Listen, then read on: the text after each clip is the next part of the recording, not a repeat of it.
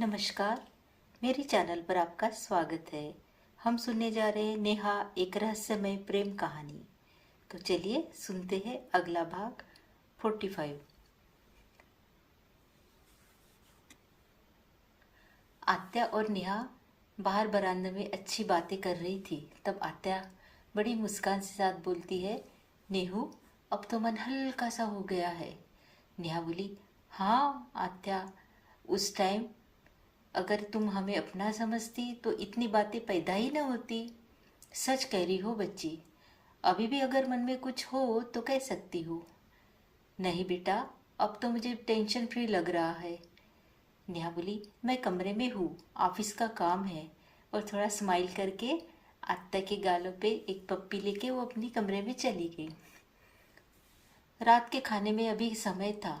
बाबा के आने के बाद से दोनों वक्त का खाना नाश्ता शांताबाई को पकाने के लिए रखा गया था। इसलिए माँ को आजी आजोबा और बाबा के साथ बहुत सारा समय मिल जाता। बाबा अब बिल्कुल नॉर्मल दिखने लगे थे। पैरों की जंजीर के निशान भरने लगे थे। वहाँ का दर्द भी कुछ कम हो गया था। मालिश से पैरों की काफ़ी मजबूती आ गई थी। आँख की जांच कराई तो उन्हें चश्मा लग गया था। सिर पर छोटे छोटे बाल आ गए थे। कांति भी निखरने लगी थी। इस एक साल में बाबा फिर से पहले जैसे हैंडसम और डैशिंग दिखने लगेंगे। कितनी खुशी होती है ना मुझे, माँ बाबा मेरे साथ है। नेहा कमरे में आकर स्वप्निल को मैसेज करने लगी, आज घर पर मेरी आत्या जी आई है। स्वप्निल बोला, अरे वाह, फिर तो मजा होगा। बाबा को दो अलग अलग प्रसंग याद आए, उसकी रिकॉर्डिंग में तुम्हें भेजती हूँ। स्वप्निल बोला, गुड साइन। तुझे घर बुला लेती, लेकिन आत्या है इसलिए नहीं बुला सकती।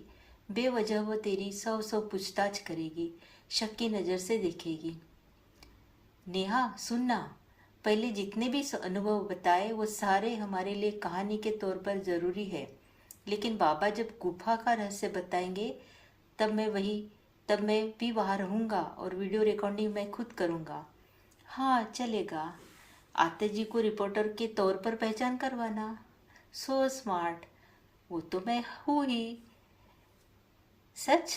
अब क्या कर रहे हो? आजकल तेरी मौसी की मुलाकातें बहुत होने लगी है। अगली बार उन्हें टालने की कोशिश करना, वरना मुझे बता देना। सरी मौसी का इस तरह नेहा से मिलना स्वप्निल को बिल्कुल पसंद नहीं था। अभी तक उसे पता नहीं था कि वो नेहा के घर तक आ चुकी है। कौन बताएगा? सरी मौसी भी क्यों बताएगी? वो तो स्वप्निल की मॉम की जासूस है। जैसा वे कहती है वैसा वो करती है। लेकिन अगर वो आ गई तो कैसे टालूं? वो कहे कि आ रही हूँ तो मुझे बता देना, सिंपल है। तू चिल्लाएगा क्या उन पर? नहीं बेबी, नहीं चिल्लाऊंगा। बेबी कहता है मुझे, मेरा नाम नेहा है, नेहा। बड़ी एटीट्यूड से बोलने लगी। नेहा बेबी को लोगों के दिल की बात समझ में नहीं आती है ना। हाँ हाँ हाँ, कुछ तो जलन हो रही है। अरे मैं नहीं जलता। बेवजह क्यों आए? बहुत रिक्वेस्ट कर रही थी तो मैंने मिलवाया। अब पीछा करने लगी है क्यों? तूने कहा था ना उन्हें शादी नहीं करने हैं। तूने कहा था ना उन्हें शादी नहीं करनी है। तुझे बुरा लग रहा है क्या स्वप्निल? अरे वो नीता काकू के बेटे के बारे में बात नहीं कर रही थी क्या? अच्छा रहने दो। तुम सुबह कैंटीन में मिलो, मैं सब बताता हूँ। तेरा खाना हो गया क्या? नहीं, जाता हूँ अभी। मैं भी जा रही हूँ। दोनों बाय गुड नाइट बोल के अपने अपने घर में खाने के डाइनिंग टेबल पर आ गए। सब लोग डाइनिंग टेबल पर खाना खाने बैठे थे। आत्या आई थी इसलिए स्पेशल खाना बना था। वाह माँ, आज ये मूंग दाल के वड़े बने अच्छे हैं, साथ में चटनी, पनीर की सब्जी, पापड़। मज़ा आ जाएगा खाने में। मैं आती हूँ 1 मिनट में। क्या रे, नेहा हमेशा ऐसे ही चुलबुल करती है क्या? अब कहाँ गई? आ गई मैं। नेहा नारायण का हाथ पकड़ कर ले आई थी। उसके बिना नेहा कभी खाना नहीं खाती। बेटा, आज ताई बहुत देर से आई ना? नारायण बोला, ताई मुझे समझ आया था तुम्हें बहुत काम होंगे। मैं आया था लेकिन तुम्हारी कार दिखी नहीं तो वापस चला गया। बेटा तुम बाबा के साथ खेला करो ना, वो तुम्हें पढ़ाई भी सिखाएंगे। बाबा, आप मुझे सिखाओगे? हाँ बेटा। उसके बाद सब खाने लगे। शांताबाई ने बड़े मन से खाना बनाया था, बहुत टेस्टी बना था खाना। माँ, मैं आई, इसे छोड़कर आती हूँ। नारायण से, चल बेटा, अब हम शतपावली करेंगे, फिर तू घर जाकर सो जाना, सुबह जाना है ना तुम्हें स्कूल। ताई, वो कौन है? वो आत्या है। मैं भी आत्या कहूँ क्या? हाँ। अच्छा, माँ भी आ गई। नेहा नारायण को छोड़कर लौटी ही थी कि स्वप्निल का फोन आया। हेलो, खाना हो गया लगता है, अब क्या बातें करनी है? कुछ नहीं, बस गुड नाइट शुभ रात्रि बोलो। सबने बोला, ठीक है, गुड नाइट शुभ रात्रि। शब्द तो वही थे, पर मन में अलग ही एहसास क्यों? फोन बंद क्यों नहीं हुआ? कैसी हुरहुर है ये? दोनों ने एक समय पर ही हेलो कहा। स्वप्निल बोला, तू बोल नेहा। नेहा बोली, तुझे कुछ कहना है क्या? समझ नहीं आता क्या कहूँ, फोन बंद करता हूँ। बोलना तो बहुत कुछ है, पर शब्द नहीं बचे बोलने के लिए। नेहा जब घर आई तब कुछ समेटकर सब अपने कमरे में जा चुके थे, इसलिए वो भी अपने कमरे में आई और बिस्तर पर लेटकर गुनगुनाने लगी। बीच बीच में उसे आश्चर्य हुआ, गुनगुनाना और मैं, कमाल है। नींद कुछ लग ही नहीं रही थी। उसने एक कोरी डायरी उठाई और सोचा कुछ लिखूं। अनजाने में उसने स्वप्निल लिख लिया, पर उसे एहसास ही न हुआ, क्योंकि हर जगह वही दिख रहा था। उसकी छवि आंखों से हटती ही नहीं थी। कुछ समय नहीं हो, कुछ समझ में नहीं आ रहा, क्या हो रहा है ये? नेहा, अब तेरा दिमाग थक गया है, सो जा, उसने खुद से कहा। इतने में कल्पना ताई उसे देखने आई। तुझे देखने आई हूँ, तू सोती क्यों नहीं बेटा? चल आ जा, मैं तुझे थपथपाती हूँ, तू सो जा बच्चा। नेहा ने माँ की गोद में सिर रख लिया।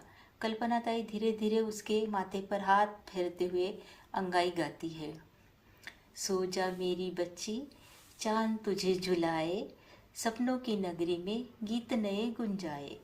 सागर की लहरें धीरे धीरे कहे, मन के किनारे कोई राह तेरी देखे। सुगंधी हवा मीठा मीठा बोले, तेरे मन में है प्रेम का रस घोले। नजरों से नजरें आलिंगन करती, अनजाने में ही कहानी बनती। हृदय की तारे झंकृत हो, सपनों के आंगन में चांदनी बहो। सो जा मेरी बच्ची, चांद तुझे बुलाए, सपनों की नगरी में गीत नए गुंजाए। नेहा आंखें बंद कर लेती है। माँ के स्पर्श में स्वर्गीय सुख अनुभव करते करते वो सो जाती है। धीरे से कल्पना ताई उसका सिर तकिए पर रखकर रजाई उड़ाती है और निकल जाती है। फिर अपने माँ बाबा के पास बैठती है।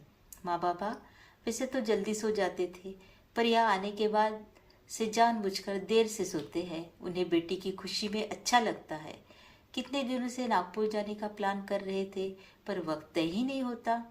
अब आत्या जी आई है तो कुछ दिन और इंतजार करना पड़ेगा। कल्पना ताई बोली, बाबा माँ, आपको लगता है क्या? माँ बोली, क्या? नेहा प्यार में पड़ गई है क्या? बाबा बोले, होने दो, उसकी उम्र है, और लड़का कौन है? वही अपना स्वप्निल। अरे वाह, वो मुझे बहुत पसंद है लड़का। लेकिन तू कैसे कह सकती है? माँ बोली। कल्पना बोली, नेहा ने मुझसे कहा, पर वो मान नहीं रही। उसे खुद समझ नहीं आता कि क्या हो रहा है। बाबा बोले, बेटी, वक्त आने पर उसे सब समझ आ जाएगा।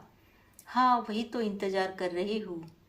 वो बहुत समझदार से काम करती है, उसे कुछ दिन खुलकर रहने दो। कल्पना बोली, बाबा माँ, एक और बात। आज सुबह स्वप्निल की मौसी घर आई थी, कहा कि अगर कुछ मदद चाहिए हो तो मैं करूँगी। ये तो अच्छी बात है हमारे लिए, मध्यस्थ बनकर हमारा संदेश पहुँचाएगी। बेटी, पहले नेहा के बाबाओं की सेहत ज़रूरी है, इन बातों से दूर दूर ही रहना चाहिए। इस समय उन्हें यादें आने लगी है तेरे शादी से पहले की। तब वो दोस्तों के साथ ट्रैकिंग पर जाया करते थे। शादी के बाद कई साल वो नहीं गए। ये वक्त बहुत अहम है। हाँ, बिल्कुल सही कह रहे हो माँ, तेरी और उनकी बातें उन्हें याद करनी चाहिए। धीरे धीरे उन्हें एक एक सीढ़ी याद आ रही है। आजी बोली, उन्हें अखरोट बादाम खिलाना, साथ ही ब्राह्मीवटी शंखपुष्पी जैसे आयुर्वेदिक दवाइयाँ। डॉक्टर से एक बार पूछ लेना। बात करते करते कल्पना ताई सोफे पर ही सो गई। आजी बोली, सोने दो उसे, वरना नींद टूट जाएगी। बाबा बोले, देखो बातें करते करते वक्त का पता ही नहीं चला, देखो 2 बज गए हैं।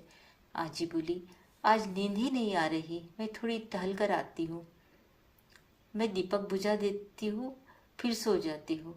इस वक्त थोड़ा कम ही घूमती हूँ। बाबा बोले, ठीक है, अपने पलंग पर मैं लेट जाता हूँ। आजी आजोबा नींद को गले लगाते हैं। क्या आपको लगता है कि नेहा स्वप्निल के प्यार में पड़ गई है? ये जानने के लिए अगला भाग जरूर देखिए। आपको ये कहानी अच्छी लगी हो तो लाइक करें, कमेंट करें, सब्सक्राइब करें और हमारे साथ जुड़े रहे। हमेशा खुश रहे। धन्यवाद।